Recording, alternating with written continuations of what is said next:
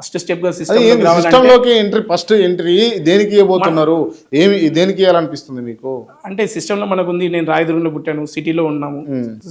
ఇప్పుడు సైబరాబాద్ కాన్స్టిట్యున్సీ, అంటే కాన్స్టిట్యున్సీ కాదు, సైబరాబాద్ ఒక డివిజన్ అయింది కాబట్టి అందులో గచ్చిబౌలి డివిజన్. సో ఇందులో బేసిక్ ఏది ఉంటుందన్న మీరే చెప్పండి, కార్పొరేటర్ ఉంటుంది. సో కార్పొరేటర్ నుంచి స్టార్ట్ చేయాలని ఓకే, నీరుడు కిరణ్ కుమార్ కార్పొరేటర్ గా గచ్చిబౌలి డివిజన్ నుంచి పోటీ చేయాలనుకుంటున్నా, అంతేనా? అదేనా? తప్పేం లేదని అంతే అంతే కదా. పోటీ చేయడం చెప్పాలంటే ఇంత టైం పట్టింది నాకు మీతోటి చెప్పియాలి అని అంటే మీకు ఆ గోల్ ఉన్నది, ఉంది.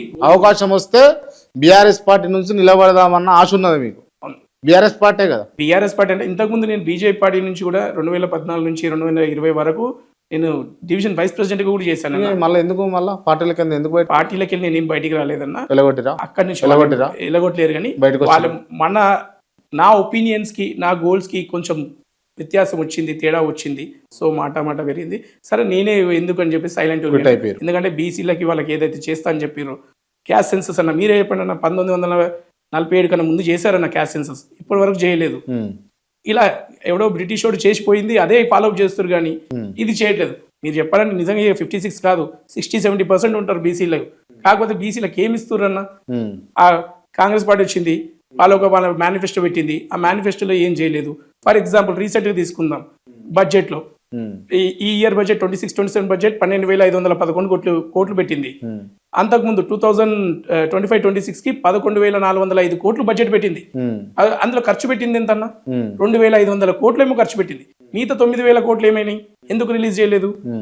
ఇలా చాలా మందికి తెలియదు బడ్జెట్లో ఏం జరుగుతుందని. ఇప్పుడేం సరే 12,500 కోట్లే అనుకుందాం, వాళ్ళు చెప్పినట్టు 56% ఉందని అనుకుందాం. మన బడ్జెట్ ఎంత? 3,24,234,00,000 కోట్ల బడ్జెట్ పెట్టింది. 324,234 అని ఒక ఫ్యాన్సీ నెంబర్తో బడ్జెట్ పెట్టింది. దాంట్లో బీసీలకు ఇచ్చింది ఎంత? 12,000, అంటే 3.85% బడ్జెట్. అంటే 56 మెంబర్స్ జనాలు ఉన్నందుకు 3.85%. ఇది ఎంత తక్కువ? ఇది ఎక్కడ న్యాయం? బాబా ఏదో నేను అంటే మీరు ఇట్లా చెప్తా ఉంటే లెక్కలు చెప్తుంటే అనిపిస్తుంది. ఠాగూర్ సినిమాలో చెప్తా ఉంటాడు చిరంజీవి, ఫటాఫట్ లెక్కలు అట్లా చెప్తారు మీరు. అట్లని కాదన్న, రియాలిటీ. మేము రియాలిటీ చెప్తున్నా. నేను ఇదేదో సినిమా కోసం ఇదంతా కాదు. ఆల్రెడీ మీరు చూసే ఉంటారు, మీరు సీనియర్ జర్నలిస్ట్, మీకు తెలుసు. మీ గుండె మీద మీరు చేసుకొని చెప్పండి అన్న, మీకు ఇవి జరుగుతుంది నిజమా అబద్ధమా మీరే చెప్పండి. వాస్తవం ఒప్పుకుంటా, నేను కూడా ఒప్పుకుంటా. మరి మేము అదే అడుగుతున్నాం, బీసీలన్నీ చైతన్యపరచాలి, ఇవన్నీ బీసీలకు తెలియాలి. అరే మనని పొలిటికల్ పార్టీస్ ఒక ఏమంటారు, ఒక ఓటర్గా యూజ్ చేసుకొని మనకు రావాల్సిన ఏదైతే ఉందో అది రాకుండా చేస్తున్నారు. ఇది అగ్రవర్ణాల బీసీలని ఎప్పటికీ ఎదనీయకుండా ఉండాలి, బీసీలను అక్కడే పెట్టాలి అని చెప్పేసి ఒక ఆలోచన ఉండొచ్చు అన్న. ఇప్పుడు ఫర్ ఎగ్జాంపుల్ ఉంది, బీసీ బిల్లు ఉంది, 42% రిజర్వేషన్ ఇస్తామన్నారు.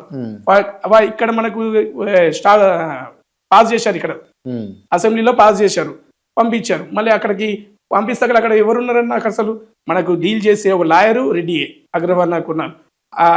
అక్కడ ఉన్న జడ్జు ఒక అగ్రవర్ణ కులాలకు సంబంధించిన అతనే. సో ఇలా అగ్రవర్ణ కులాలు వాళ్ళు చేస్తే వాళ్ళకేం ఇంట్రెస్ట్ ఉంటుందన్న? 42% రిజర్వేషన్ చేయాలని చెప్పేసి. ఫర్ ఎగ్జాంపుల్ చెప్తాం, తమిళనాడు పక్కకు తమిళనాడు ఉందన్న, తమిళనాడుకి రిజర్వేషన్ ఎంత ఉందన్న? వాళ్ళు 50% క్యాప్ సుప్రీంకోర్టు పెట్టింది ఇవన్నీ అని చెప్తున్నారు. తమిళనాడుకి ఎందుకు ఉంది? వాళ్ళకి 9th షెడ్యూల్ చేసి ఎట్లయితే అబౌవ్ 50 to 60% ఇచ్చారు, మనం కూడా 9th షెడ్యూల్ అది రివిజన్ చేసి చేయొచ్చు కదన్నా. చేయకుండా ఎందుకు చేస్తున్నారు? Right, okay. ఇలాగా అలాగే సెంట్రల్లో ఏదైతే మొత్తం ఇండియా పరంగా చూసుకుంటే 5,000 కులాలు ఉన్నాయన్న బీసీలో. వాళ్ళు క్యాస్ట్ సెన్సస్ చెయ్యరు, చేస్తామని అగో అంటారు, చేయని చేయరు. సో బీసీలకు రావాల్సిందంతా రాకుండా పోతుంది. ఓకే.